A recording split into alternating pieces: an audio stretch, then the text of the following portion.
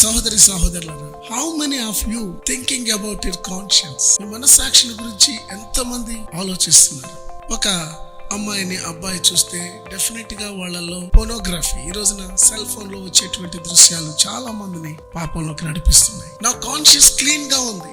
నేను మ్యారేజ్ లో ఒక ఒప్పందం చేస్తాను, నేను నిన్ను తప్ప వేరే ఎవరిని కూడాను నేను ఆశించను. My I may see but I will not have any contact with them. కళ్ళున్నాయి కాబట్టి అందరూ చూస్తాం. యేసు ప్రభు చెప్పినట్లుగా ఒక స్త్రీని మోహపు చూపుతో చూడడం, చూసిన వెంటనే క్లీన్ చేసుకోవాలి.